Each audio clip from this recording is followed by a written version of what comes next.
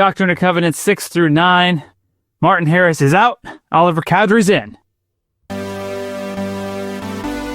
Approaching Zion. This is the spirit of revelation. Like Biden and Trump. One's out, a new one's in. Not that I'm trying to get political or anything.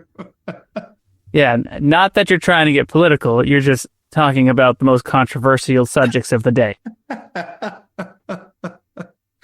Yeah, people can get over it. It's fine. How about we talk about the spirit of revelation? That's more... Drive the spirit away? That's more in our wheelhouse, I think. Yeah, we get into politics. Well, the thing about politics is you will always offend somebody. Having said that, I think they say religion's the same, right? Well, we do a pretty good job because we kind of hate on everybody in politics because it's all a scam, but that's neither here nor there. It's all a scam. Great and spacious buildings. That's right. That's what it is. Okay, I'm ready. I've got chocolate milk. I was wondering what that is. It looked organic, whatever it was. You got it in a mason jar. HEB chocolate milk. It comes in a glass bottle, so I figured I got to drink it out of a glass cup. It looks like it's got some omega-3s in it or something. Who knows? I'm sure somebody will make a comment about BYU Creamery chocolate milk being better, and it probably is, but HEB, it's where it's at. Pretty good here in Texas. All right. Here's the real controversial opinion. BYU Creamery, it's all right.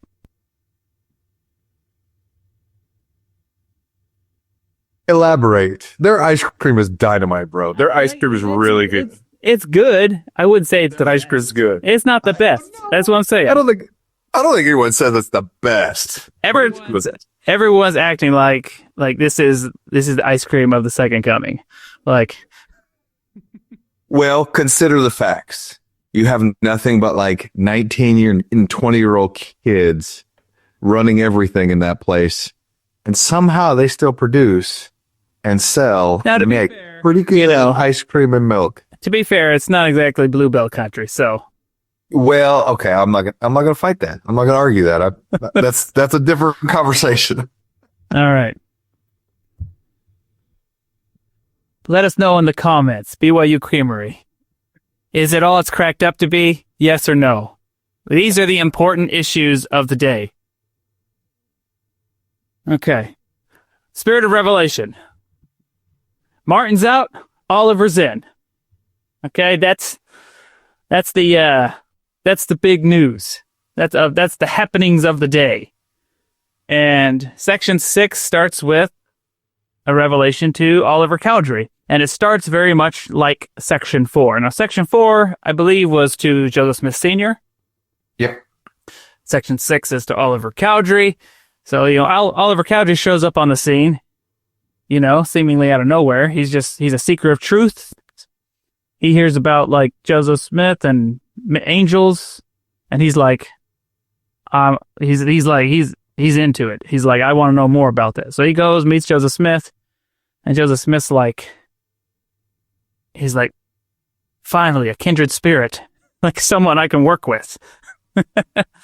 Like, dude, I get the vibe that it's like they just hit it off and were like, they like really, so it's like, yeah. like the relationship they had seems like they would just like kick back and just like talk about things and just like, just like, it's kind of like you and I, like we get going off camera and like, we just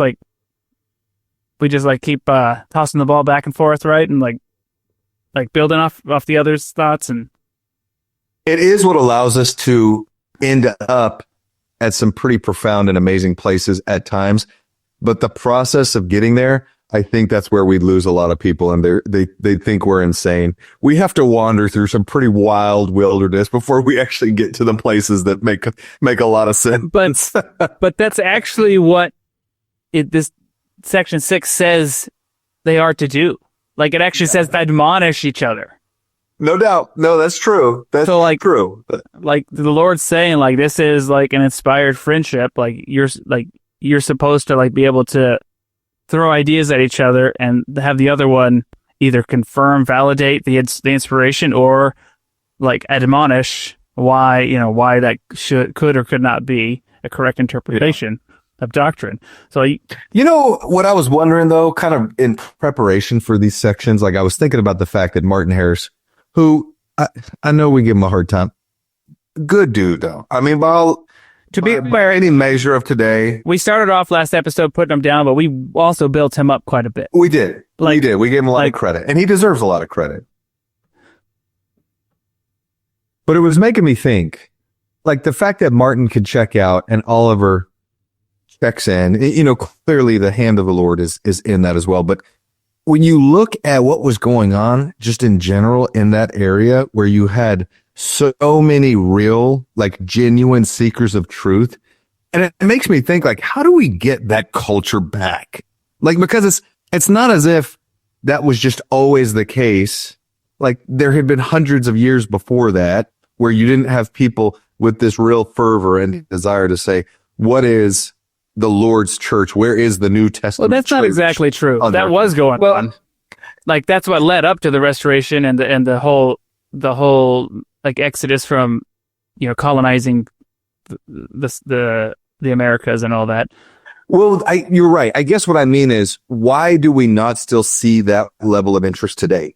Like, why is the default position today that we don't either need to look for it or it really doesn't matter? Or counter argument. Let me admonish you. Okay, admonish. The field is white. That's true. I'm not denying that, but you don't have people vocally like you did back then where they were like, I'm looking for Christ's New Testament church. Where is it? Maybe there is more of that going on and I'm just not learning to it. That's fair. That's possible. I think we're generally dealing with a less literate global population. That's probably true. That's probably true. Scripturally literate. Obviously, as a race, we have advanced much, but like scripturally literate, like spiritual context. Yeah. Yeah.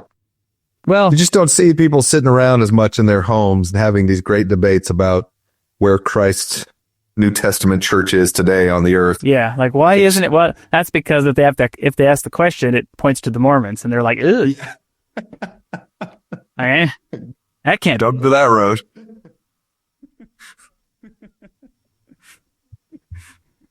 All right, let's actually learn something good here. To be fair, that was also happening a lot to Joseph Smith. Like, other churches and pastors were like, no, don't look for that. Yeah.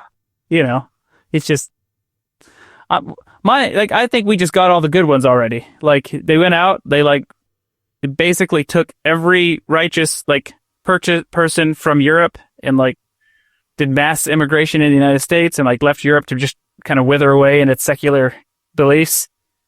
And it's now we're kind of doing the same thing in the Americas, South America, where it's taking all the good ones. Yeah. Okay, let's actually talk about what we plan to talk about. I think that would be good. Starts off similar to section 4. Whosoever will thrust in his sickle and reap, the same is called of God. Therefore, if you will ask of me, you shall receive. If you will knock, it shall be opened unto you.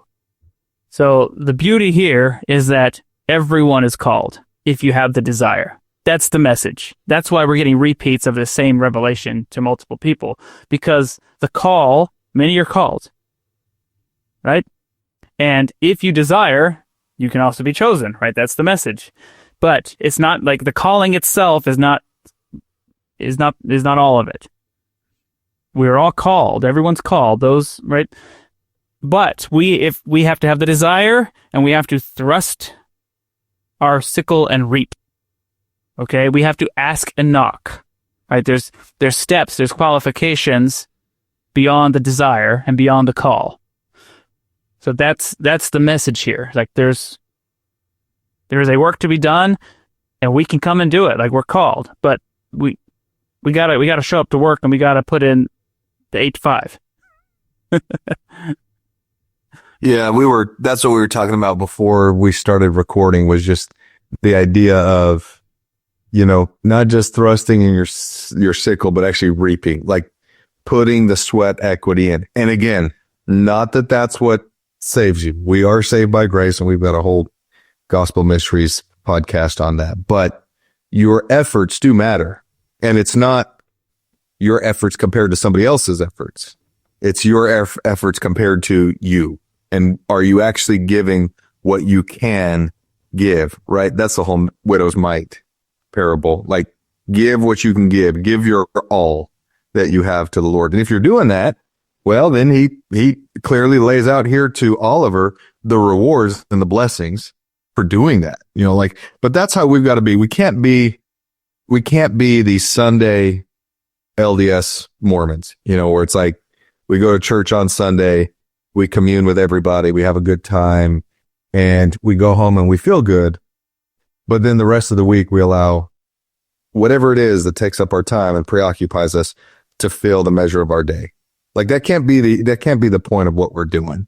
And we can't allow our children, if we have them as well, or our friends or our family members, we can't allow them to be the same way, where, hey, I'm going to go to church on Sunday and then go home and feel like I've really done what I'm supposed to do and feel good about that and think that's enough. Like, that's clearly not what the Lord's saying here. He's teaching sweat of thy brow type symbolism here that he gives to Adam. And you've got to put in the work, because there's a real eternal principle that he's teaching us in doing that. And that's kind of the intent that he's teaching Oliver here, is like, give it everything you've got to give. And we'll see actually in a couple chapters from now that there's an immediate, opportunity for Oliver to really give all that he has to give and to persevere. And we'll see, based on his choices, what the outcome is of that. So this is an eternal principle, and, we try to adhere to it all the time, and sometimes you fall short, but we need to give as much as we can give when we can give it. Yeah. And because that's the reality, is there's lots of, there's no shortage of opportunity. Now, sometimes the immediate opportunity we may or may not be ready for, right? And this is what you hinted at. We're going to get into the doctrine behind this, but if that's the case, it's okay. Like, there will be other opportunities, not the same opportunity, but there's not a shortage of opportunities. So as we qualify ourselves, we can become better, more useful servants in the vineyard.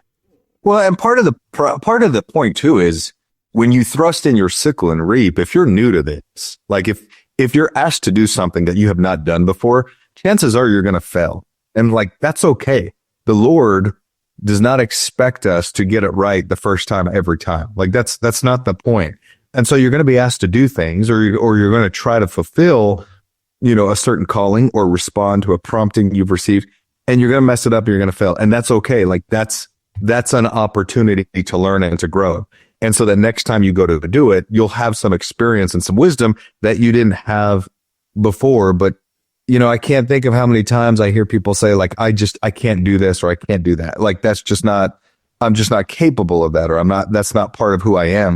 And I'm like, that's a problem. Don't be afraid to fail, because sometimes maybe the Lord expects you to fail, or knows that that's part of the process. That's part of the learning and the growth opportunity he's putting in front of us. You put in all that effort to get those spiritual pictures behind you, and now it's like showing pictures of mosques. Yeah. There it goes. There we go. Just gotta click buttons every once in a while. Keep it on the screen. See, sometimes you fail. Sometimes we fail. There you go. See? Tried to add another element to our podcast, and it didn't work the way I was hoping to. All right. Verses, so we're in section 6, then it goes to verses 6 and 7, which I think is so interesting. Now, as you have asked, behold, I say unto you, keep my commandments, and seek to bring forth and establish the cause of Zion. Seek not for riches, but for wisdom. Behold, the mysteries of God shall be unfolded unto you, and then shall ye be made rich. Behold, he that hath eternal life is rich. See, the prosperity gospel is true. That's what we were joking about before we started recording. Just not temporally. Just not temporally, unfortunately. No, but this is what's amazing to me. Is that, like, there's all these arguments that are, like, you know, about Joseph Smith, like, just, like, jacking Masonic themes to put the temple together, like, in Nauvoo, as if it was, like, just spur of the moment. Like just, he's like, oh yeah, okay, I'll just use that. Like, but the truth is that from the first vision, like, from the 1820s, like, immediately in the beginning of the Restoration, all of the temple themes that ended up, like, realizing themselves in the temple in Nauvoo and in, like, establishing Zion and all these doctrines and principles, like, they're here from the beginning. Like, starting with Moroni, revealing the sealing keys of the priesthood, the sealing power of the priesthood, and then, like, here, 1829, like, the beginning phases of the Book of Mormon, the revelations are saying, hey, like, this is about establishing Zion. This is about law of consecration. Seek not riches. Okay? Like, this is about spiritual treasure. Like, we see the framework of the entire doctrinal basis, like, that we have today, right? The complete restored gospel, in as much as it has been restored. But, like, it's not something that was, like, because they want to act like, oh, Joseph was just flying by the seat of his pants, and then he was just that amazing, like, con man who was just, like, just going with the flow and just, but, like, that's factually false. Like, the revelations were consistent. Like, the revelations he was producing, his doctrine, his ideas, was consistent from his teenage years as in his office of prophet. Like, there was no variance at all. Like, it was a straight course, like, the whole time. The other thing that's interesting about this too is you see, as an example of this, or a fulfillment of it, I guess I might say, is that this kind of happens in Joseph's life. You know, when he starts off and the financial woes and troubles that his family had endured over and over again, and they were certainly not unique in that. That was very common in the New England area. But then he goes through the effort, him and his siblings, his brothers, where they try to actually locate, you know, prosperity. They try to locate wealth. He was definitely looking to put his family in a better financial position before, you know, much of formalizing the church began, you know, and yet nothing was ever fulfilled in that. And then as he started turning to his full-time calling and role as a prophet, seer, and revelator, of course, at first they were still very poor. He marries Emma, and they're often living with other people and constantly moving and constantly engaged in the work of building up Zion, and really, truly never found any peace. But as he turned away from the celestial world and said, okay, I can't focus on that anymore, and turned on focusing on building up the kingdom of God, or building up Zion. Not that it happened overnight, not that it happened all at once, and consistently struggled and had difficulties in this life. But what was he building all of that towards? Obviously, it was his eternal reward that he later received. You know, so you can see, even for him, that transition away from the temporal and focusing entirely on the eternal. And that's obviously the opportunity the Lord's giving Oliver here as well. The counsel that he's giving to him is that's where your true treasure is to be found. And there's nothing radical about that. I mean, that's well known in Christian theology, right? But this was an opportunity for Oliver to truly be involved in that real kingdom of God building experience. And that's what we learn, is that he had indeed sacred gifts. And this is why he and Joseph were such kindred spirits. It's because they were spiritually gifted. And it says, "Behold, thou hast a gift, and blessed art thou because of thy gift. Remember, it is sacred and cometh from above. If thou wilt inquire, thou shalt know the mysteries, which are great and marvelous. Therefore thou shalt exercise thy gift, that thou mayest find out mysteries, that thou mayest bring many to the knowledge of the truth, and convince them of the error of their ways. Make not thy gift known unto any, save it be those who are of thy faith. Trifle not with sacred things." So, what is this gift? Well, as we're going to see, it is the gift of revelation. He has a sacred gift of revelation. He is essentially also a prophet and seer and revelator. But make not thy gift known unto it any except those of thy faith. He's not called to be the prophet.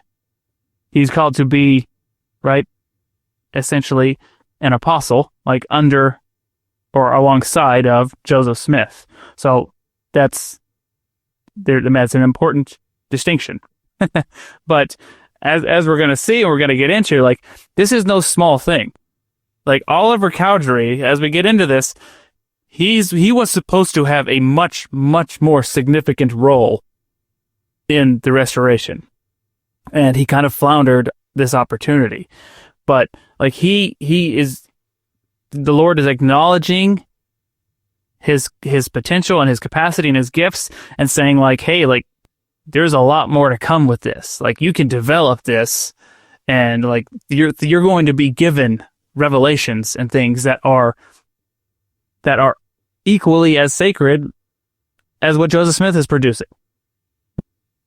This is, again, kind of, as you were mentioning, that thread of truth that existed even at the beginning of what the Lord was building with the restoration. You know, today it's very common when we talk about sustaining the prophet and the apostles as you know, prophets, seers, revelators today. Now, we always focus on the prophet. Makes sense. I mean, he's the one that ultimately has all of the keys, right? But we still sustain the apostles as those who also receive revelation.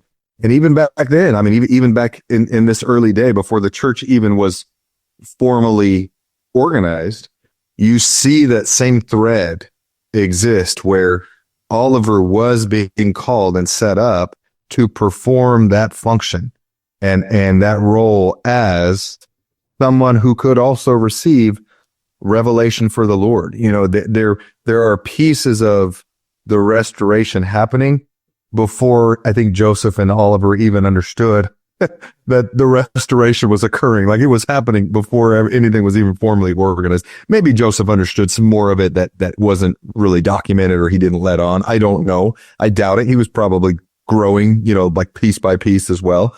But you can see the Lord understood where they need to go. He understood the vision and what was being built. And he was already talking about things and implementing ideas that would ultimately form the organization of the church, you know, shortly hereafter. So it goes on to say, to talk about this gift, the gift of revelation that he has and how it works. "Behold, thou knowest that thou hast inquired of me, and I did enlighten thy mind. And I tell thee these things, that thou mayest know that thou hast been enlightened by the Spirit of truth. Verily I say unto you, if you desire a further witness, cast your mind upon the night that you cried unto me in your heart, that you might know concerning the truth of these things. Did I not speak peace to your mind concerning the matter? What greater witness can you have than from God? And now behold, you have received a witness. For if I have told you these things which no man knoweth, have you not received a witness?" I mean, what we learn here is that Oliver Cowdery had a witness of Joseph Smith's prophetic calling. And this is prior to translating the Book of Mormon. Like, this was just, he met Joseph Smith, heard his tale, prayed about it, and received a witness. And that's the foundation of his journey here, of him entering into the picture. And the Lord saying, like, you've been enlightened, you know, in Joseph Smith's words, like, I know it and you know it, you know that I know it. Right? And he's saying, like, if you have doubts, like, just remember the night you received the revelation. Like, obviously it was a powerful experience. Like, it was a real witness. It was an answer to the prayer. It wasn't some, like, it's saying he spoke peace to your mind, but he's also saying whatever Oliver Cowdery, that whatever experience he had, whatever he felt, whatever that was, it was real and tangible. Like, it wasn't just some, oh yeah, I feel good about it. Like, no, it was a spiritual confirmation, a witness. And what we learn here is, in the moments you have doubt, or moments you, like, you're feeling weak and you feel like you need further witness, like, all you have to do is think back to and relive the witness you've already received. Like, this is the power of journaling. This is the power of pondering and reflecting, and like the whole remember, right? Like every other word in the Book of Mormon, remember. Remember. Why do you got to remember so much? Because the Lord is active in our lives. And when we remember our experiences with him, right, that's what allows us to be continually converted and reconverted. Yeah, there are so many people, I shouldn't say so many. There are several people I know who have abandoned their faith and left the church, and fine, that's happening, regularly now. But those same people, I've heard them bear testimony. I've heard them bear witness previously in their life of experiences, times, understandings that they had where they knew and understood that God was real, that he was actively engaged in their life, and that at the very least, at a minimum, they understood aspects of the gospel were true. And now they can recant that. Now they can look back and say, whatever, it was fake. Fine, so be it. They can say that if they want, but I knew in that moment, they knew it was true. And this is interesting because it speaks to one of the main themes and teachings that we see in the Book of Mormon is this whole concept of remembrance. And why does that matter? Well, we've talked about that before in last year's Come Follow Me, like this idea to remember, consistently remember, because as you said, it is one of the key pillars that helps sustain our testimony and our conversion as we have those ebbs and flows and those seasons of plenty and seasons of lean in our life, where sometimes it's easy. Sometimes our faith is strong and the armor we have on is thick and nothing can make us doubt or penetrate us. And sometimes, we have those moments where we're weak and where we feel like, I'm not sure, or maybe I don't know this as well as I feel like I should know it, or maybe I thought God would bless me in certain ways and he hasn't. And so maybe this isn't true.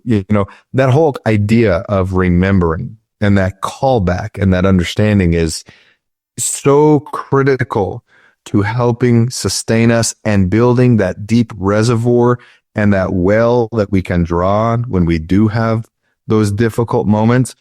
And if we have spiritual experiences and we don't validate it, we don't acknowledge it, meaning we don't have gratitude for it, we don't write it down, we don't show the Lord that we recognize the uniqueness and the beauty of that experience.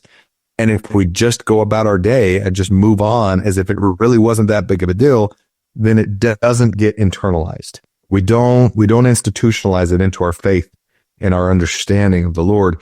And so it doesn't become a strength for us. Those doubts come and we don't hearken back to those moments as much as we should or in the ways that we should. And yet those moments the Lord gives to us to really help bear us up. I mean, it is a lifeline that he throws out to us. And there's several things that he does like that for us, but one of them is he gives you these witnesses, these profound experiences.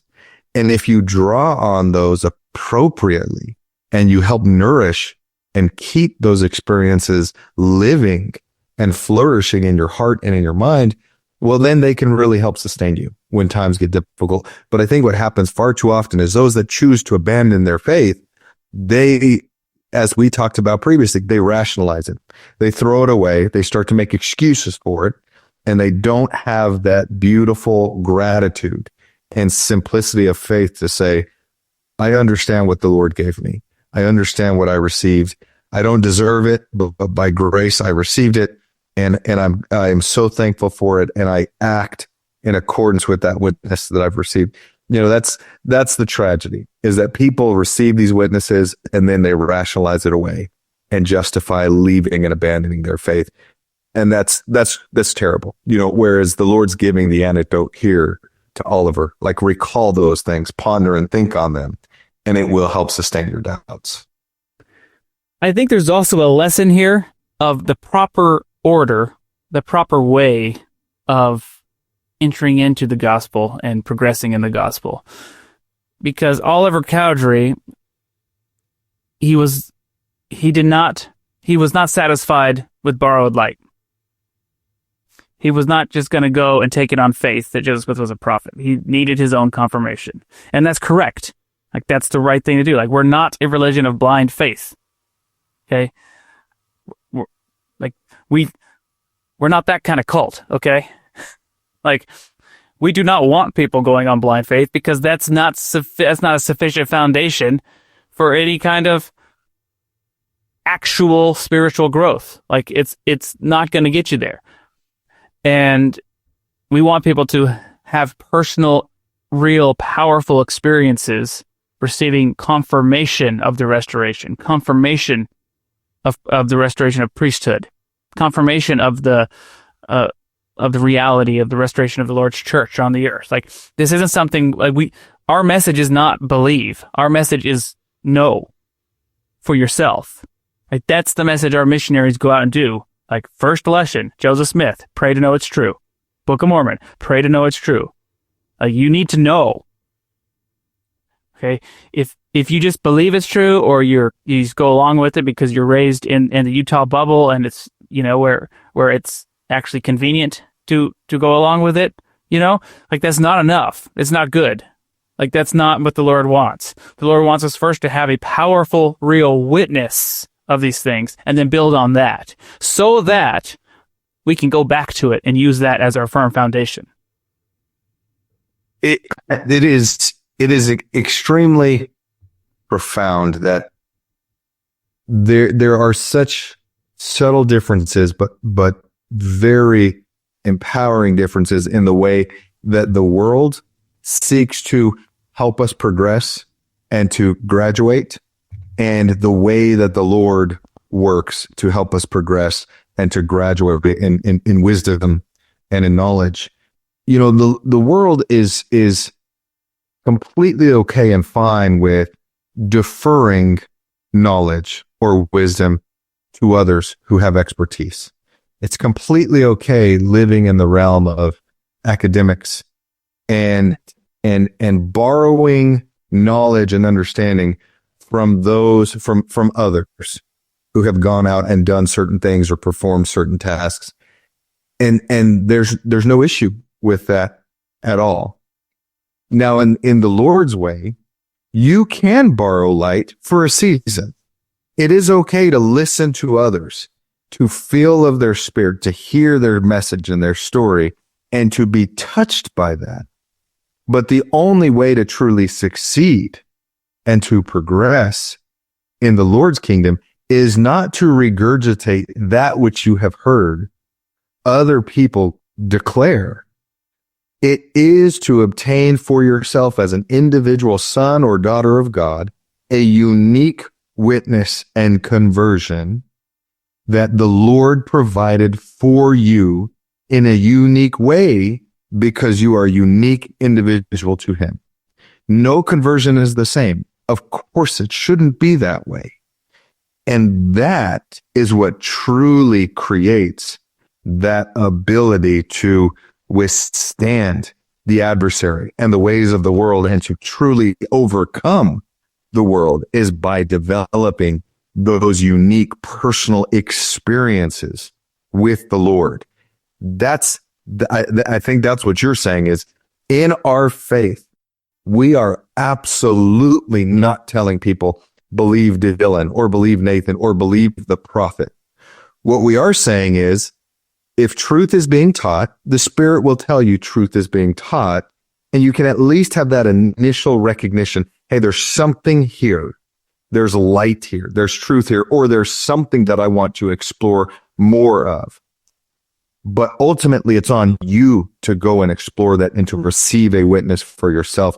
Do not believe the experts. Do not believe your friends or your family or anybody else for the longevity of your life. You must go out and obtain a witness for yourself. That's the only way to truly be converted. And as you pointed out, Dylan, I think that's one of the reasons we have such a crisis of faith with so many youth today, is that we're very good at teaching academically the gospel, but at times we can struggle with really opening up experiences to our youth that allow them to experience, to receive wisdom, to truly understand the real meanings of the gospel and why it matters, and to understand how to approach the Lord and obtain knowledge for themselves, obtain that unique conversion for themselves. And that's hard to do as an adult because it doesn't happen. Real engagement. It doesn't happen at Mutual. No, it doesn't. It doesn't happen in Sunday school. It happens. Yep, and that's exactly it happens when you're. Yeah, it happens when you're alone in your closet. Yep.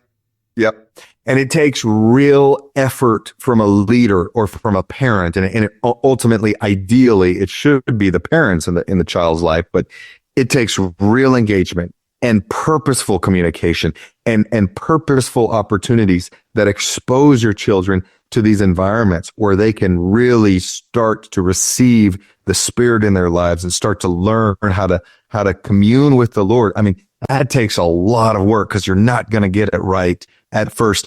And the way it works for one child or one youth is going to be different than the way it works for another child. Or that's the new primary song, I'll Find My Own Sacred Grove. That's what it is. That's the doctrine. I guess I haven't heard that one yet. And it was as a friend like last month. I looked it up with. Good call. Good for you, man. See, you're better than me. But that's the point, right? That's 100%. The point is you've got to create these opportunities and these environments where these individual, unique, personal experiences can happen. And that's the message I think that we would share with our other Christian brothers and sisters outside of our faith is we do not seek for anyone to join our faith and just borrow light from the rest of us. Like, if you need that for a season, fine. But ultimately, the only way to be sustained is to receive a personal witness for yourself, and not just once, but ongoing, maintaining that relationship, continuing to seek light and knowledge, as you indicated. I mean, that's the lifeblood of a truly converted individual of the Lord.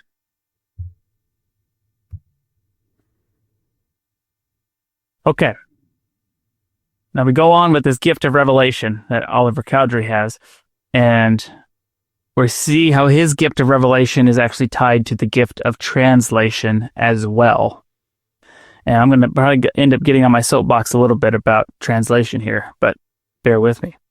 Behold, I grant unto you a gift, if you desire of me, to translate, even as my servant Joseph. Verily I say unto you that there are records which contain much of my gospel, which have been kept back because of the wickedness of the people. Now I command you that if you have good desires, a desire to lay up treasures for yourself in heaven, then you shall assist in bringing to light with your gift those parts of my scriptures which have been hidden because of iniquity. Now behold, I give unto you, and also unto my servant Joseph, the keys of this gift, which shall bring to light this ministry, and in the mouth of 2 or 3 witnesses shall every word be established. Okay, this is so significant. So significant. Oliver Cowdery is, I remember listening to Hiram Andrews, one of his firesides a while back, and he basically called out that Hiram Andrews was basically the co-president of the Restoration, the co-head of the Restoration. All right, we're going to get into a little more detail on the functions here, but basically, if Oliver Cowdery had stayed true and faithful, right, he would have been the second witness, the second testator of this testament, of this dispensation. And like, it would have been him martyred along with Joseph Smith instead of Hiram. Like, he would have, like, his role was significant. It was meant to be, like, he was called to be like that significant of a role, unto the point where he shared the keys of translation with Joseph Smith. Okay. And, one of the big, like, anti-Mormon, like, narratives is like, oh, like, the real mastermind of the Book of Mormon was Oliver Cowdery, even though it had started with Martin Harris before Oliver Cowdery was even on the scene. But just ignoring that part, like, that's like one of the, like, ways they try to, like explain away the miracle of the Book of Mormon. But what's interesting is that, like, literally, he was called to assist in the revelation of the Book of Mormon. Like, yes, like, of course he was involved in it. Like, you shall assist in bringing to light those parts of my scriptures which have been hidden. Like, literally, he's saying, you are to work with Joseph, and you guys are going to, like, work together to come up with a truthful doctrine, like truthful revelation of scripture that's consistent with the gospel, that reveals the hidden doctrines and the correct interpretations of the doctrines. Like, he is to assist in bringing it to light. Now, we don't have access to, like, all those private conversations and experiences that we're having. We get little glimpses in the revelations where they say, oh, we were thinking about this verse and then we went out to pray or whatever. But there was obviously they were working things out together. And like that, yes, Oliver Cowdery, like, he had the gift of translation and revelation equally with Joseph Smith here. I mean, like, I'm, right under, like, right under Joseph Smith, like, to do this together. And like this, it's so significant. And what this also reveals, if you'll permit me to keep talking, go ahead. I did say I was going to get on a soapbox here. What it also reveals is translation is revelation. This is the title of my slide. Translation equals revelation. Like, I think we do ourselves a huge disservice in the church of, like, assuming that when we say translate, that Joseph Smith translated this or that it has anything to do whatsoever with academic translation. Now, I'm not saying there isn't that element along with it. Sure. But what Joseph Smith was doing, what Oliver Cowdery's doing here, is not an academic translation. Okay, that is not what they did. It's a spiritual translation. It's revelation. Okay, like, academic translations are no good. Like, that's what we have the Bible today. Like, yes, is it a good academic translation of the Hebrew and Greek text? Yes. Does it fully capture the context and underlying context of those words and the spiritual culture associated with those revelations? It does not. And it has not been sufficient for producing a true, 100% true and consistent doctrine that's associated with the true priesthood. Academic translation is no good spiritually. It's all, right? We need spiritual translations. So, like, this whole thing about, like, that like, there's been so much of an effort. I know, like, Hugh Nibley, like, they're big on, like, trying to show, like, oh, look how, like, the Book of Abraham is, like, it's really can be, like, so like consistent with these Egyptian glyphs. Like, it ain't about that. Like, if you find a way to line that up and, like, have your apologetics, great. Like, whatever. Like, that's fine. But it ain't about that. It ain't about that. It's about the spirit of revelation. The gift of translation here is bringing to light scriptures that have been hidden. Right? It's not about translating documents. It's about bringing to light revealed history, divine history, that is also sacred, true doctrine and principles. That's way more important. Well, what is it that we worship? We worship truth. What is God? God is truth. We worship truth. And so the higher law here is, I don't care what the literal translation of any scriptural text is. What I care is, what is the purest truth? What is that highest level of truth that can be revealed so that I can align my life and my will to the Lord's in the purest, most perfect way. Of course, I'm not going to do that, but the point is, I want truth in my life. That is what Oliver and Joseph were doing and seeking. And we see this same principle in the temple today. You go to the temple, you go to the endowment session. What do they say now? And this is actually, for as much as, I don't want to say we complain, but for as much as you and I lament some of the old things, the old ways in the endowment that used to teach actually some pretty cool things if you spent time pondering and thinking about it. They've got rid of a lot of that. But one of the cool things I like that they've added is the endowment is given by revelation. It should be received by revelation. This is the same principle of what Oliver and Joseph were going through. Yes, he had real plates. Yes, there were real words written on those plates. Yes, he received a papyrus. And yes, Joseph translated the book of Abraham from that papyrus. Does that mean it was a literal academic translation? The answer is, who cares? That isn't the point. That never was the point. The point is, it was a means to an end. It was a vehicle to allow the Lord, through his vessel, through his chosen servant, to reveal truth that was for the betterment of his children on earth.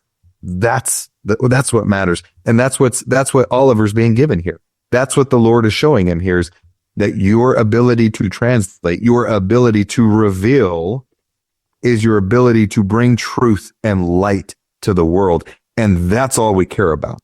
The academic doesn't matter. And frankly, we shouldn't spend too much time worrying about that, because in the end, it will come to light. The truth will be revealed and the world will understand it's true. We don't need to spend a lot of time on the academics up to that point. Yeah, and hopping over, so we were in section 6, we're going to hop over section 7, which is relevant. The subject matter is different, but the context of it is actually relevant to what we're talking about. But we're going to jump to section 8 because it continues talking about this spirit of revelation. So in chapter 6, section 6, we're talking about translation associated with revelation. And then in section 8, Oliver gets further instruction on this very thing, that translation is not academic, translation is spiritual, because he attempts to translate and he has difficulty with it. So like we have several things here where the Lord is explaining how revelation works, right? This is the very famous, I will tell you in your mind and in your heart by the Holy Ghost. This is the spirit of revelation by which Moses brought the children of Israel through the Red Sea on dry ground. Okay, how does revelation work? It's not by interpreting glyphs. It's by mind and heart. Okay, so yeah, maybe mentally you're trying to work something out, an academic translation. Maybe you're going through that exercise, or you're trying to make connections on what could these symbols represent. Okay, but it's only when that aligns with the heart, the revelation in your heart, that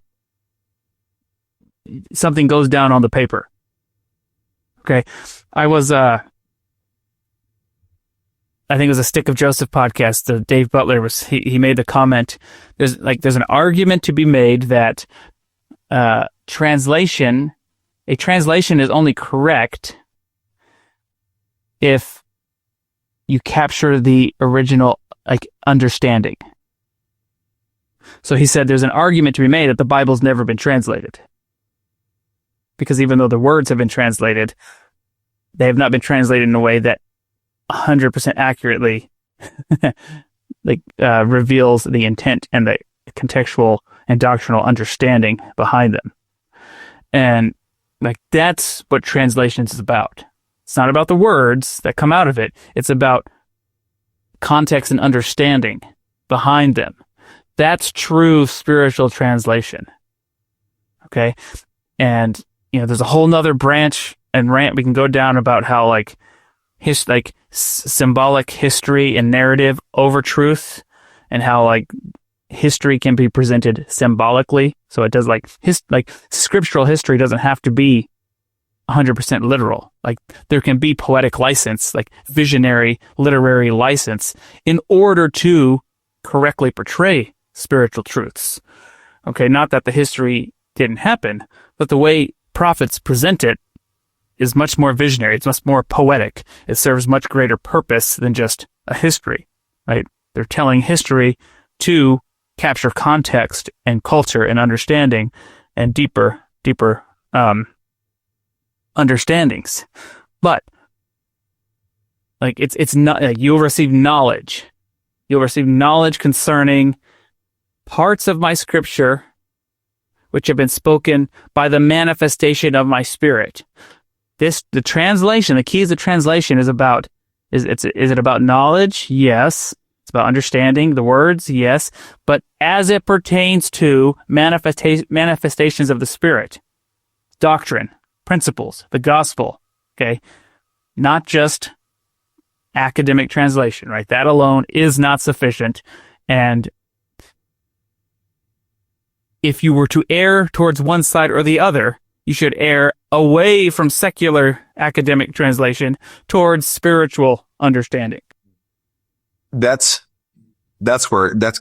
kind of leads me into what I was going to say to this is, I'm sure there were several reasons why, but I feel like one of the core reasons that Joseph was able to translate so well, albeit he was clearly prepared to be able to do so and had had a lot of experiences, profound experiences leading up to this period.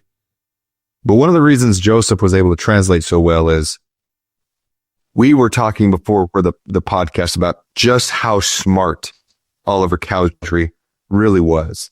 I mean, just how educated he really was. And he was very, very intelligent as to the things and the ways of the world.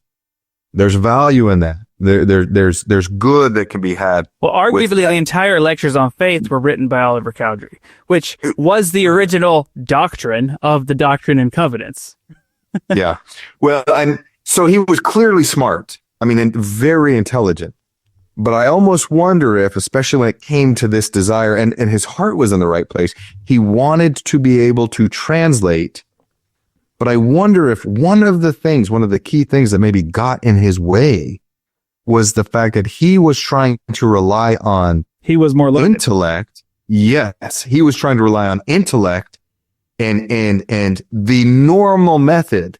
And Joseph, he was accustomed to. Let's feel this out. Yeah. And Joseph was just a sponge. I mean, he was just open. His heart was soft. He was pure. He just said, whatever the Spirit guides. And he probably didn't try to rationalize it too much. He didn't try to think about how do I make sense of this so that it's palatable. I was like, Urim and Thummim? Sure, why not? Yeah, he's like, fine, if that's what the Lord wants, that's what the Lord wants, And so, whereas Oliver probably would have, because I'm not saying that I'm so smart, but I probably would do this where I try to rationalize and how do I make sense of this with worldly understanding? I think that's probably something Oliver was fighting and going through, and why the Lord said, as we'll see here, hey, this just isn't the time. Like this isn't you're not ready yet, because I think there was still an opportunity for Oliver to be humble and to learn to think spiritually, or as the prophet might say, think celestially, and put things in their proper order and be able to translate correctly. And not according to Oliver's wisdom and intellect. And that's maybe what this experience more than anything else was trying to show Oliver, is that there's a way of doing things that the Lord has ordained that is not the same way that the world chooses to do things.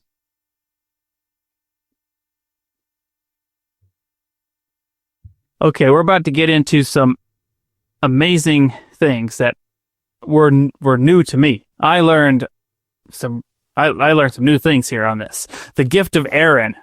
So we're talking about Oliver Cowdery, his spiritual gifts, his ability to receive revelation, and his also receiving keys of translation. And then the Lord says that he differentiates his gift from Joseph's gift, even though it's the same gift, but there's nuances. So he says, remember your gift. And he says it's not just like revelation, but it's also the gift of Aaron, which it has told you so he has the gift of Aaron, and it has told him many things. That's what it says. You have the gift of Aaron, and it has told you many things.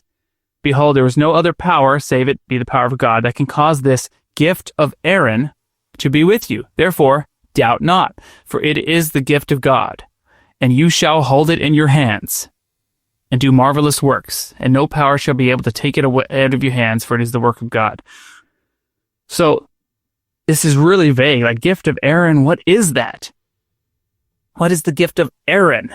I mean, like, we think about, like, okay, Aaron was Moses' mouthpiece, like his role. Well, it turns out we have the watered down version of this revelation. So when you go back, for whatever reason, when you go back to the original revelation, like Book of Commandments, it does not say the gift of Aaron. It says the gift of working with the rod. Okay? This was referring to a divining rod. Okay, so in the same way that Aaron, you had his staff, had his rod, and it was by the power of that rod that he worked miracles and received revelations. Right? That was a mechanism of revelation and a symbol of priesthood authority. And it turns out Oliver Cowdery dabbled with this. Like, in the same way that Joseph Smith had the Urim and Thummim, Oliver Cowdery apparently had a divining rod. And so, if you look at like a biblical concordance, it says that the rod and staff, like of Aaron, like they're signs of power and government. So like the staff is like a symbol of government, of power, of authority. And it's also an instrument, a symbol for punishing offenders. So, like, we can learn so much about Oliver's potential role as, like, co-head of this dispensation. Like, it involved authority, governing authority, and also disciplinary authority. So, essentially, you had Joseph Smith receiving an office of prophet, of president of the church in the Melchizedek priesthood, and you had Oliver Cowdery in a role of presiding bishop. And those two functions, like, they were going to be heads, essentially, those two functions as this institution of the church is built out and the priesthood is restored.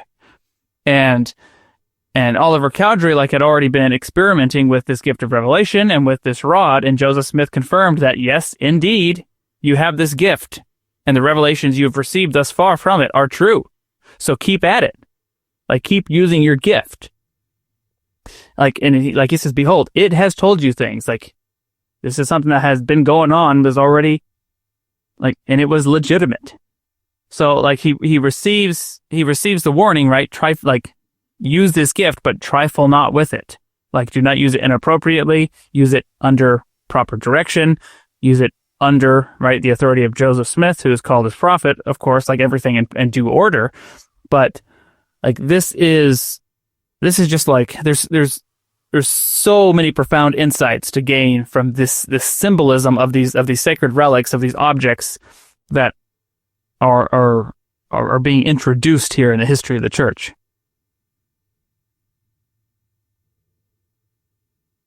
I'm on mute. Sorry. This is the layers here that you mentioned. I mean, high level. This is so profound, and yet it's so easy to overlook this. And as we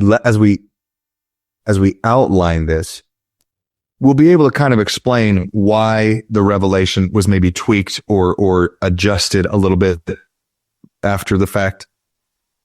But it's perfectly rational why. Okay. First, Joseph Smith, Urim and Thummim, right?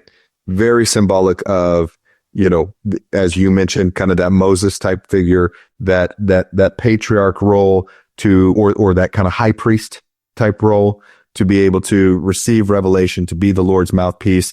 I mean, he had the Moses type role, and one of the symbols that accompanied that early on was this Urim and Thummim, or this device that helped him receive revelation and to translate.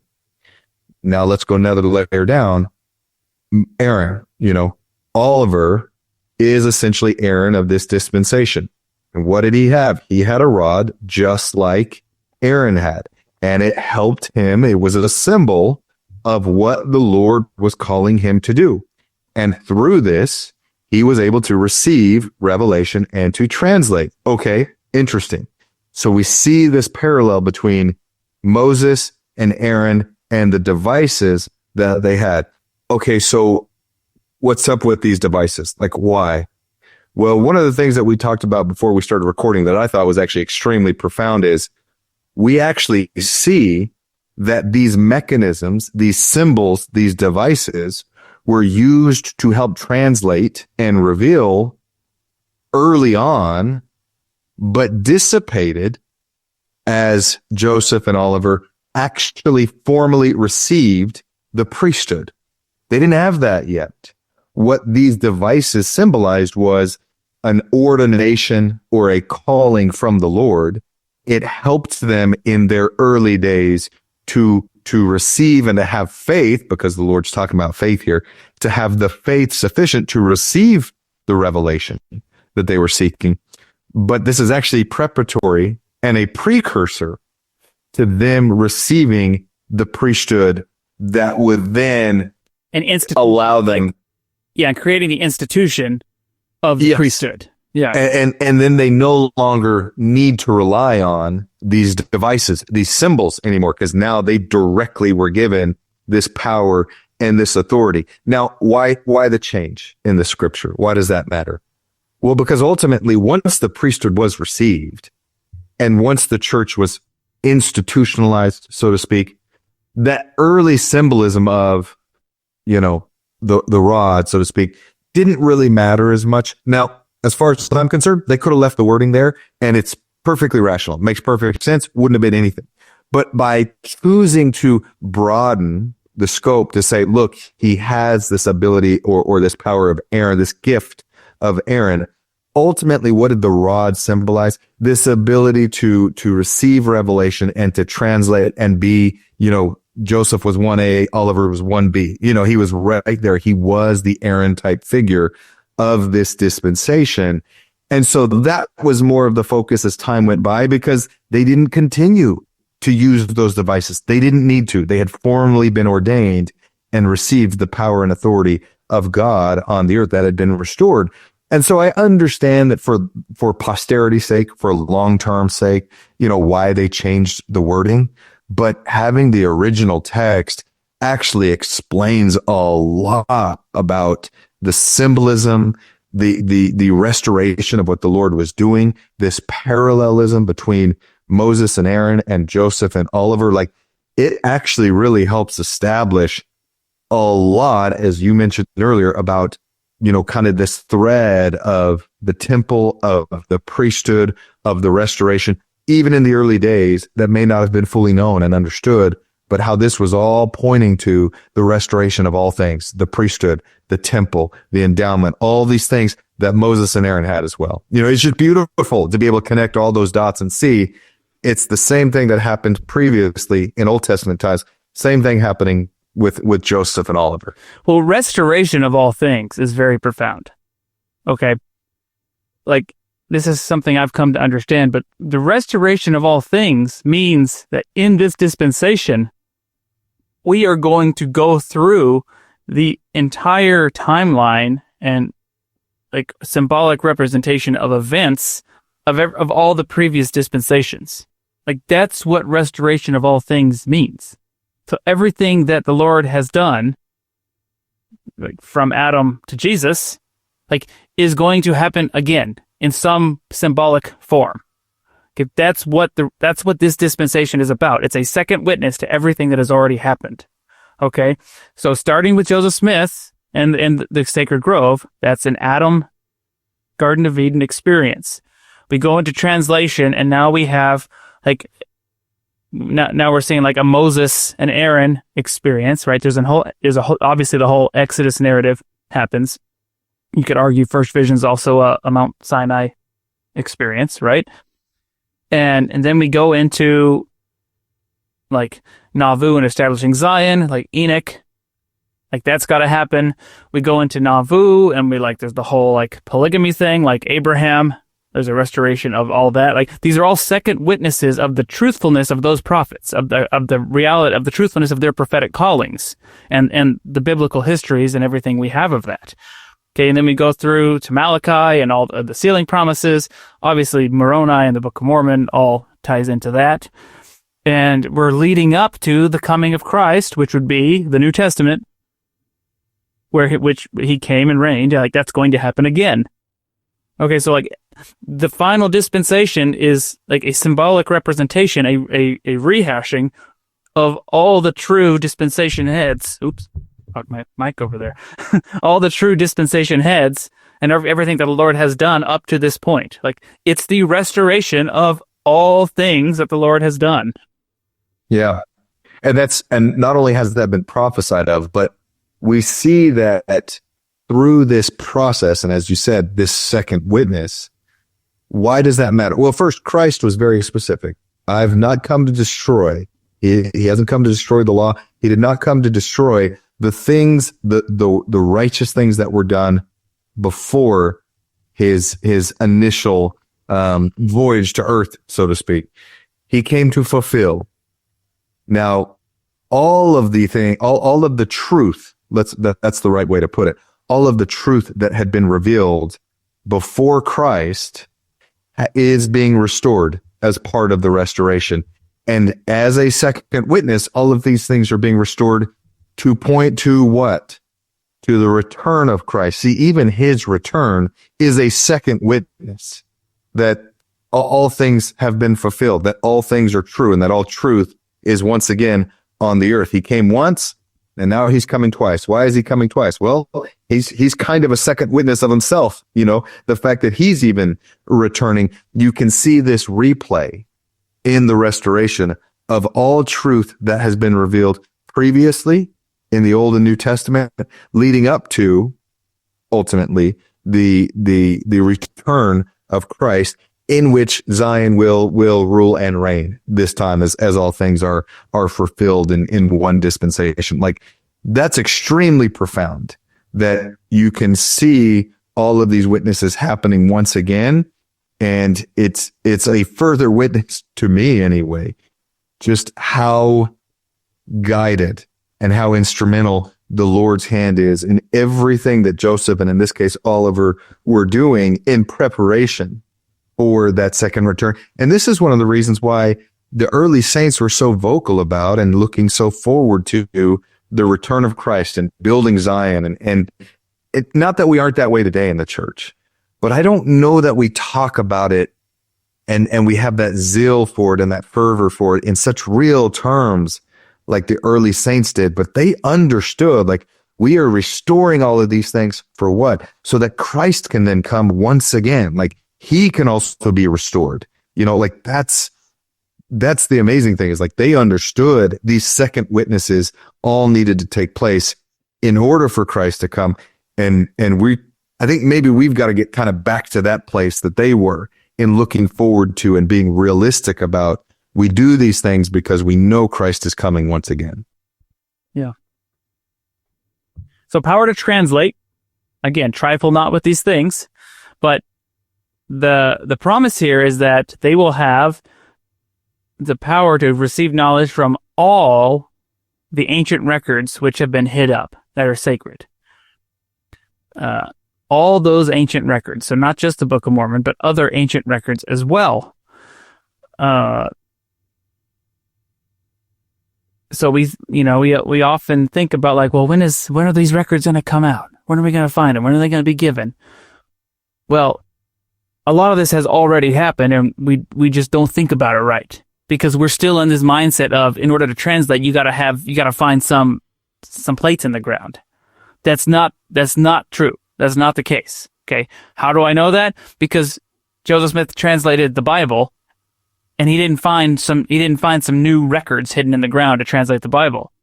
He took what he had, and he received revelation of the original source material, of what it should have been, or he received revelation of a correct a more correct way of interpreting so that we could get full and greater context of its true meaning and purpose. Okay. A lot of times we talk about the translation of the Bible and say, well, it's more of a commentary to explain what the Bible, like the context and the understanding. That's true. Okay.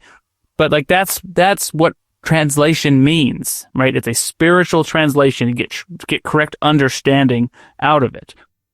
And the evidence of this, another evidence of this, is section 7, which I had skipped over, and we're going to come back to. Why? Because section 7, if you look at the header of section 7, it says the revelation is a translated version of the record made on a parchment by John and hidden up by himself. So section 7 is what talks about John's translation, and it's saying it's a translation of an ancient parchment of John's original version of his gospel of the New Testament. Well, they didn't have source material for that. So where did it come from?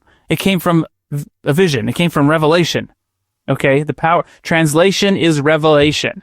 Okay, we have the translation of the Bible. We have, right, Abraham. Many documents have already been translated in this process of retranslating not just the Book of Mormon, but the Bible and Abraham. And it, like, just because we don't have the source documents doesn't mean the spiritual translation has not happened. So this, like, it's very important to understand that. So, like, we can receive more translations without having source material because translations come through revelation. It's so important to understand that, because if there's new scripture coming, it's going to come as revelation, not as academic translations, right? It's not going to come from like it's not going to come through BYU, like ancient record, like, the ancient records teams, the ancient languages, right, department over at BYU, the archaeology teams. It's going to come from the prophet as revelation, period. If there's Go ahead. What? Go ahead. I was going to say, you are single-handedly ensuring we're never going to have any guests on our podcast ever. You're demeaning anyone that we might be able to pull in for BYU. I'm not demeaning it. I'm saying it has its place and it has its value, but like from an academic perspective, not from a spiritual perspective. Yeah. Spiritual comes through the Lord's anointed. That's all I'm saying. Okay. That's all I'm saying. This is actually really profound. And follow me on this for a second. I know we didn't talk about this in prep today, but recently I listened to, I don't even recall his name, forgive me. There was a guy that was on Joe Rogan's podcast, and he's kind of a Christian apologetic. And he was on Joe Rogan because he had a debate with another individual, and it was extremely one-sided. And this other individual is quite a well-known individual, and clearly, the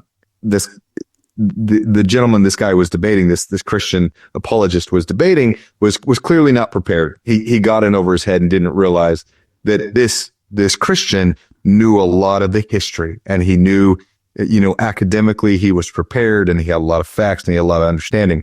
And it was really interesting. I was kind of excited about this podcast because the thought crossed my mind, like, I wonder if Joe will ask him about Mormonism, as Joe calls it, because Joe always has kind of these offhand comments and remarks about the church. And I think, he said some very nice things about the church or people who are members of the church, but he very much thinks we're a cult, and Joseph Smith was a con man, all these things. Like, he regurgitates the standard talking points, right? Fair enough. But part of me, probably ignorantly so, part of me kind of hoped that this profound thinker, this Christian apologist, could at least talk about or mention that, Joseph and that the church isn't so easy to dismiss, right? I kind of just thought, like, at least he'll say, there really is something there. It's not true. I don't believe in it, but it's not, he just flippantly wouldn't, cast it off like it meant nothing. Well, more or less, that's what he did. It did come up. Joe asked him about the church, and in particular, he asked him about his thoughts on Joseph Smith, and he had a couple very poignant things to respond about the church. But one of the things he talked about was Joseph Smith and the fact that Joseph tried to translate the Bible. And this guy, who was an academic, who has a lot of contextual understanding about history, about Jews, about versions of the Bible, the Greek, the Hebrew, all of that. Like, he has all that background.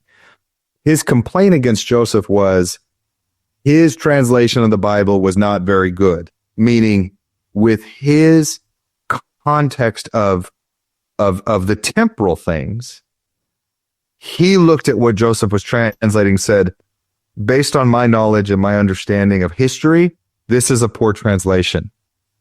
What he didn't appreciate, what he didn't understand, was that wasn't what Joseph was trying to do. He was not trying to translate the Bible to be more in line with cultural norms of the day, and with understanding or with the Hebrew. Correct. He didn't care about that. In fact, I dare say he was superseding the Hebrew. He was superseding that original text, because he was saying, myself as a prophet of God who has gone through the process of understanding and refining my ability to receive revelation, the Spirit is telling me this is the more pure translation. This is the more accurate context of what was being revealed to those earlier prophets of that day. And so it's yet another example of, we as members of the church have to understand what the Lord is doing and what he's building. He is not building something to directly fight or combat the temporal Babylon. That's not what he's doing. We're not fighting on the same playing field. We're not fighting on the same level. He is building something higher than that. And his purposes are truth. That's what he's seeking. Truth. That's what we're building, is his kingdom, are his ways. We don't have to worry about getting pulled down into these temporal Babylonian arguments. That's not what Joseph was here for. That's not what our prophet today is here for. There will always be things in the church that we may have difficulty explaining if we try to do it from the world's perspective. But that's not what we need to focus on. We must focus on the Lord's way and the Lord's purposes. And that was just a microcosm of what you're talking about here, is we and what the Lord is doing is not focused on revealing things according to the world's understanding. He's focused on revealing things according to truth, to light, and of celestial ways. That's the focus that he's worried about. And the translation of the Bible, and even the translation of the book of Abraham, this was all happening leading up to the reestablishment of the temple. Okay. And I'm gonna share some personal understanding that I've received here as well, that to me is very profound. But what I see, because we have Joseph Smith, right? We have 3 temple liturgies that have been revealed. We have the Old Testament, Genesis. We have the book of Moses, which was Joseph Smith's translation of Genesis. And then we have Abraham, right? These are 3 creation narratives, like 3 temple liturgies that have been revealed. And they present a temple narrative through different lenses. We have Old Testament, we have Genesis, which is a temple narrative under the lens of the law of sacrifice, animal sacrifice, okay? Then we have the book of Moses, Joseph Smith's inspired translation, which gives us a temple narrative, a temple liturgy, under the lens of the law of the gospel, what the terrestrial law that Jesus Christ introduced. Okay, so now we have Adam and Eve going through the garden, but now they're being taught the doctrine of the Son, the order of the Son, a higher order, higher priesthood order, the gospel. Then we have the book of Abraham, which was revealed, which is definitely presenting more like higher themes, celestial themes, right? It aligns more with future state understanding, right? Celestial, like ideas that are true, but a step above the direct gospel that Jesus taught, like a deeper, greater, broader understanding. And it aligns with this dispensation, right? It gives us these greater truths, aligning with, right, this dispensation, our testament, the Doctrine and Covenants, which is clearly a lens of consecration, the law of consecration. That's what Joseph Smith, above anything, like that's his contribution to the covenant path, is the full global introduction of the law of consecration, which is what we enter into ultimately in the temple. So you have these, like, it's like, this is why I get so upset when people try to say, oh, it's he translate, like, the Egyptian, it lines up. Like, that's not what Joseph Smith was doing.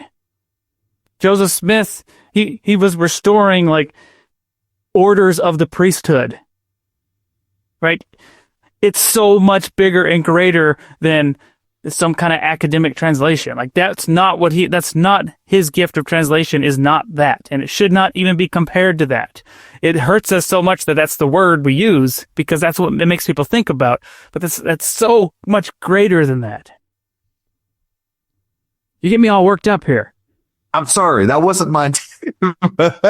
But it needs to be said, because it's so easy for people to get deceived or to get fooled or to feel like, oh, Joseph was a fraud, or I didn't understand these things. So they listen to arguments of those outside the church, the anti-Mormon stuff. They're like, oh, I didn't know these things. And so now I question my faith and I'm going to abandon it because that's smart. I don't know how you go from the stuff we believe and the truths we reveal to normal Christianity, whatever. Doesn't matter. I think that's why most people, when they leave the church, they just go full atheist. That actually makes more sense to me, if I'm being honest. But you're right, though. We can't listen to these arguments and say, oh, yeah, that makes sense. Why isn't X, Y, and Z lining up? Because that wasn't the point. And internally in the church, we need to communicate that.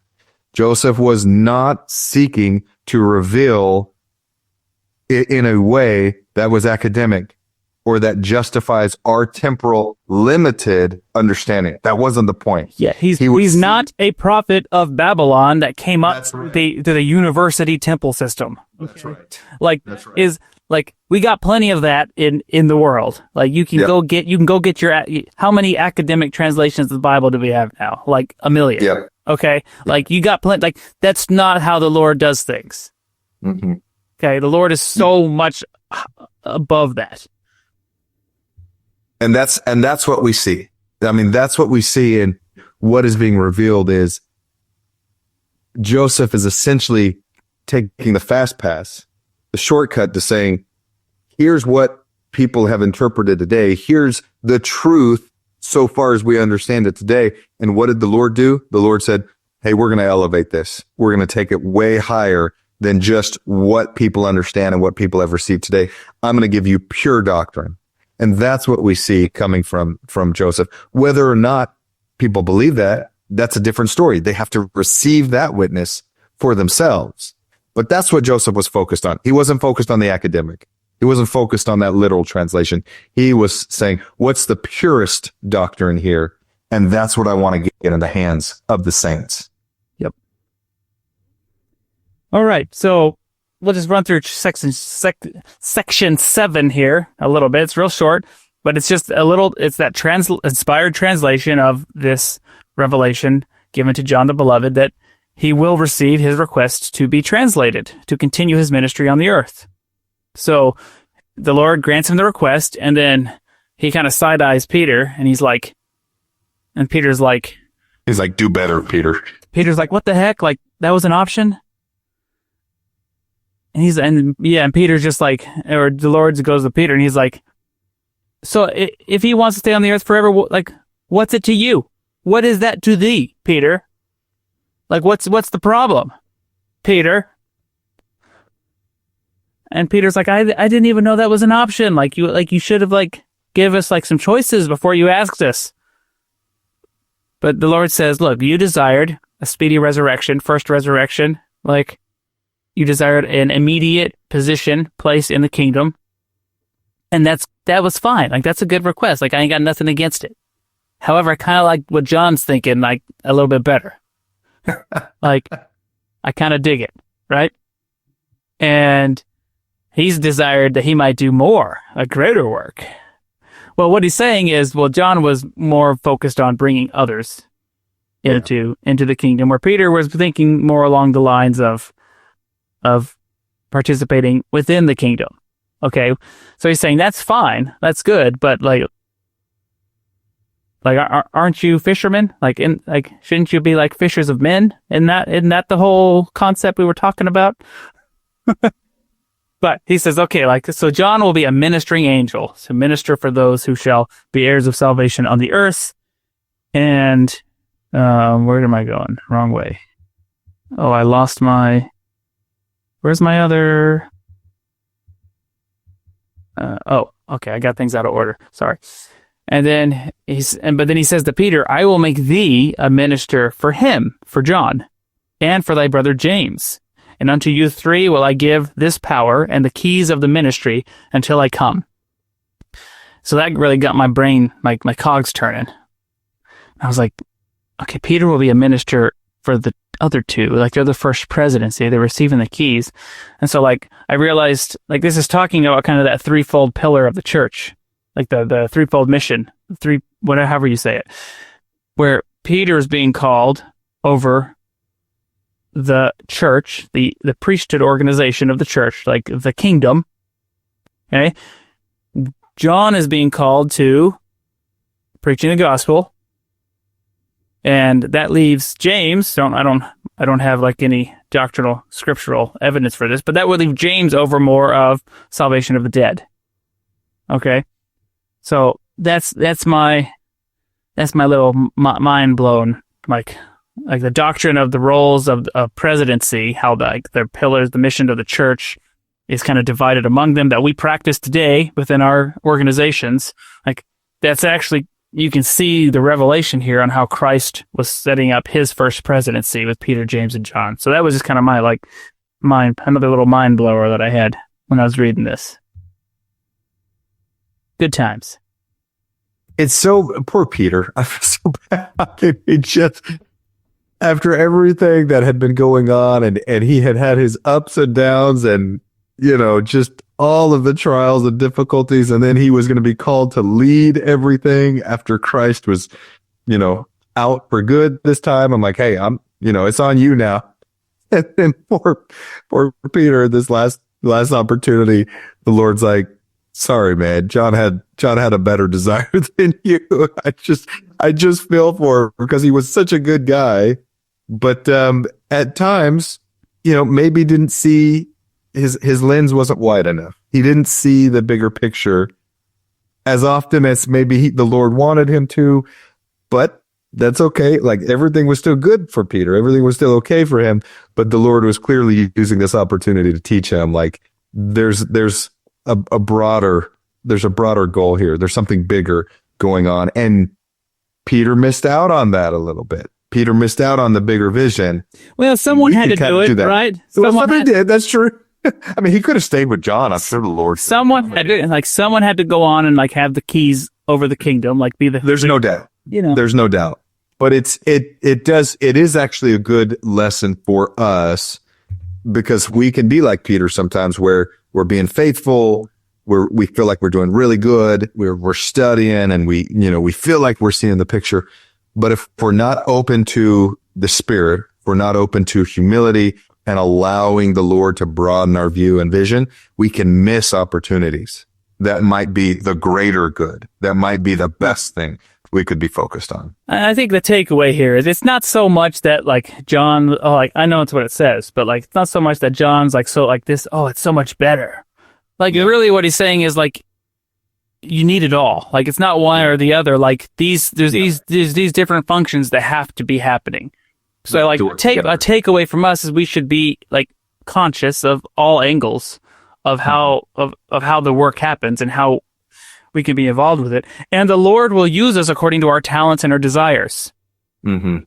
If you have talents that are more aligned with ministry in the kingdom, maybe callings within the church,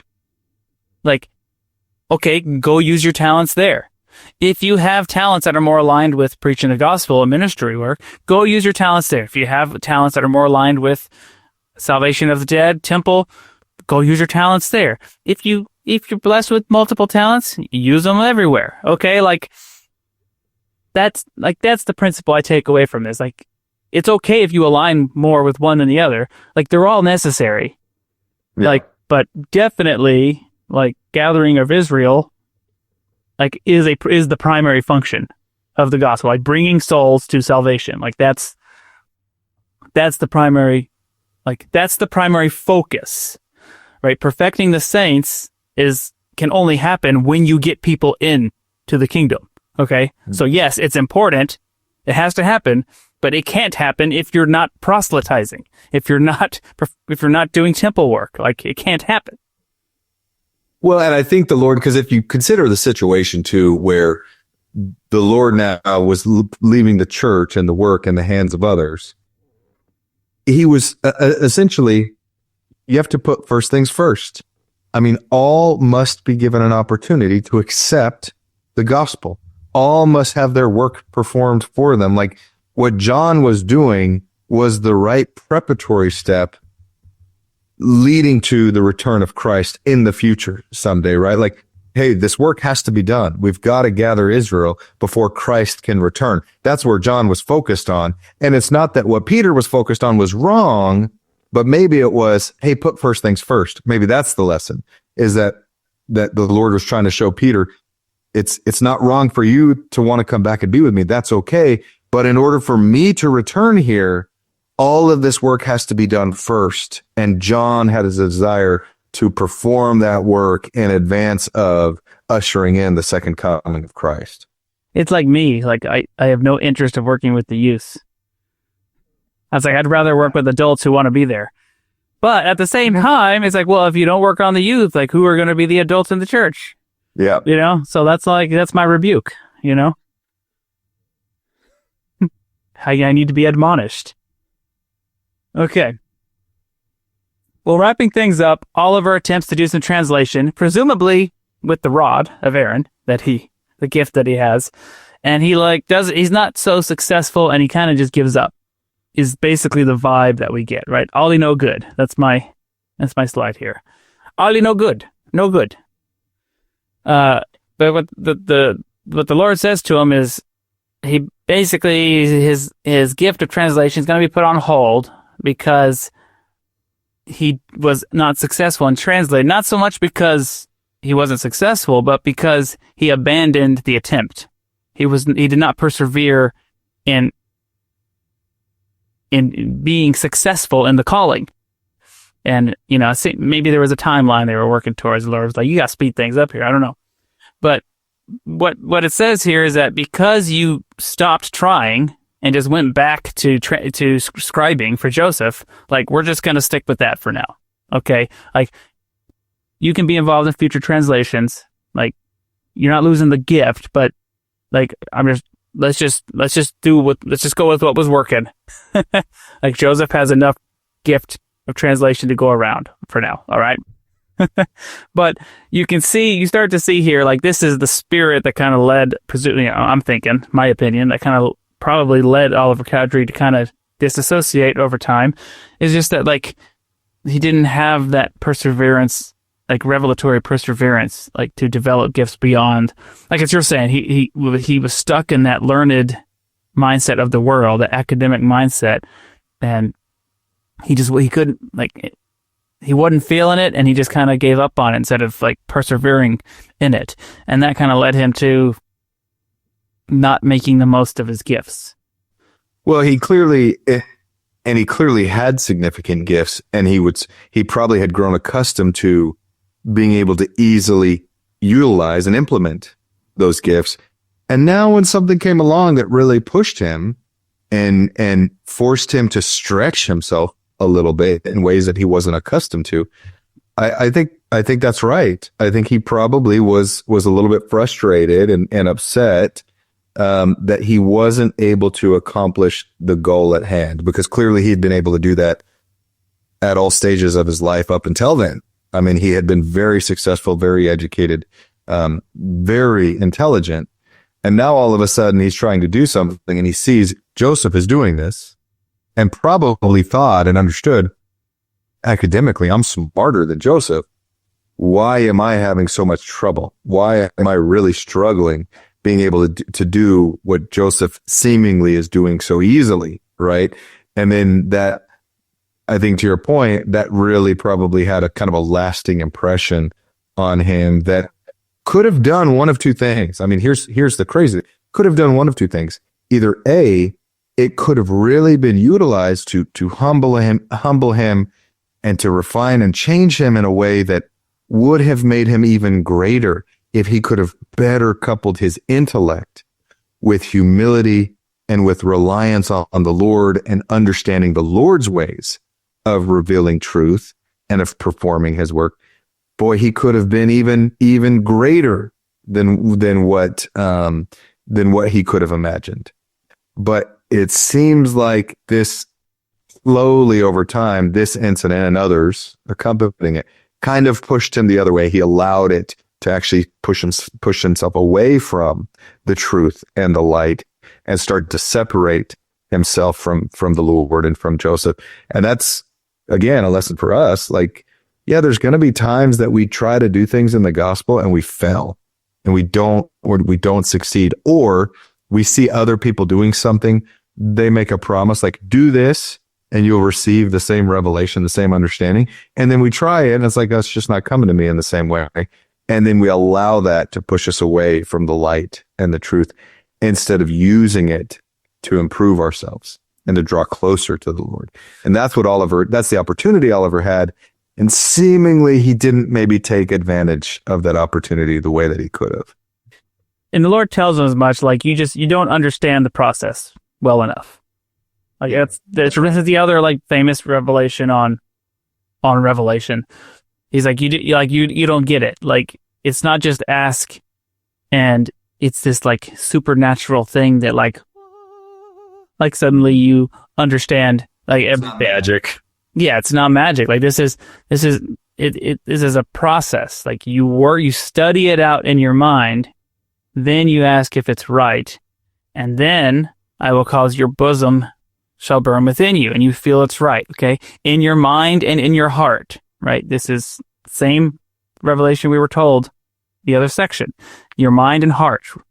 In your mind and in your heart. That's the spirit by which Moses led children of Israel through the Red Sea. Okay, like, he had studied it out in his mind, and he was like, "This is the way we're going. We're gonna cross this sea somehow. Like, Lord, is this right?" Yes, he felt it was right. Confirmation. So he did it. He went there. Okay, if what you're thinking is not right, you'll have a stupor of thought. Okay, like you will have no such feelings. Okay, this is a very different process to academic. Like the academic process of just reading, acquiring knowledge, like using reason. Okay, that's a part of it, right? That's the study it out in your mind part. But Oliver was not getting the feel it in your heart part. Okay, and that's where, that's the gift of the Holy Ghost. I think to a great degree, like, is associated with that part of the process. It's like combining the heart to the mind and then being able to discern truth. Okay, that's where the world completely falls flat.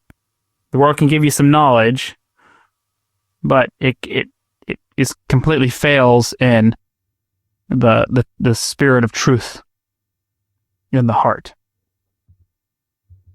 Okay, well, wrapping us up, we got a few scriptures here that you wanted to comment on. It says, "Behold, it was expedient," that Oliver helped translate, "when he commenced his attempt, but," the Lord says, "you feared, and the time is past, and it is not expedient now." So he goes back to being the scribe. And this is where the Lord says, Joseph's past sufficient strength to get us through here. But he says, "Neither of you have I condemned." So you weren't ready, you weren't prepared, it didn't work out. That's okay. Like, we'll do it another way. That's fine. I don't condemn you. Just, it's a process. This is how it works. But specifically, I think you wanted to speak to the fear element here. Yeah, it's the simple faith over fear thing, right? And even if you do that, even if you have faith, that doesn't mean it's going to work out every time you attempt to do something. We see even early on in the life of Joseph that how long did he have to wait before he was actually able to begin the translation of the Book of Mormon? How long did he have to wait after seeing and understanding that where the plates were, where Moroni had shown him where they were, and yet he had to wait year after year after year to actually go and get them? There's everything with the Lord is a process. There's a program in place. There's that line upon line, and we consistently want to shortcut that process. We don't want to go through that process, or we're afraid to go through the process. And that's kind of what I want to focus on here is with Oliver. There was clearly a level of doubt and a level of fear of the Lord's way, not Oliver not wanting to do it that way, not wanting to go the Lord's route. And that's kind of shades of and symbolic of the adversary, and the adversary wanting to do things his own way and not the Lord's way, not the Father's way, right? And so one of the things we have to accept is we may have all these grand goals and desires, and we want to understand the gospel better, and we want to have this deep conversion and this deep understanding of and be able to explain all these things about the gospel. And those are great goals and great desires. But first, accept there's a process. Have faith. Take the next step. It's okay if you stumble. It's okay if you fall a little bit. It's okay if you don't understand everything right now. If there are aspects of the gospel that you question or you doubt, that's okay. Don't allow that to push you away, like we'll see later on with Oliver.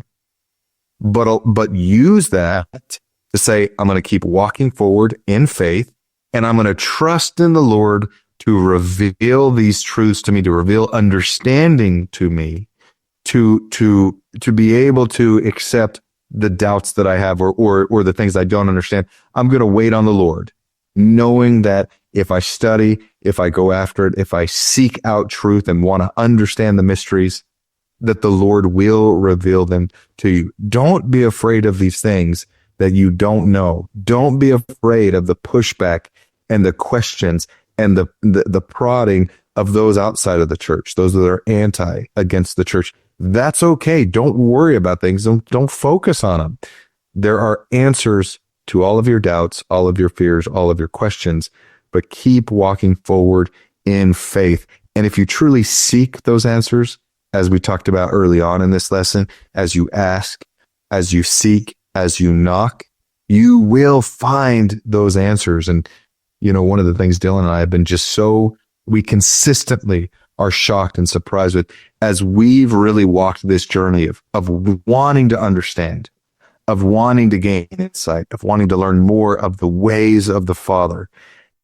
A lot of the things that, you know, Dylan and I were kind of blessed. We don't question a lot about, we don't doubt a lot about the gospel at all. Like we're just blessed with that gift of faith. Like we know it's true. I question everything. Well, okay, that's probably the better, more correct way to put it.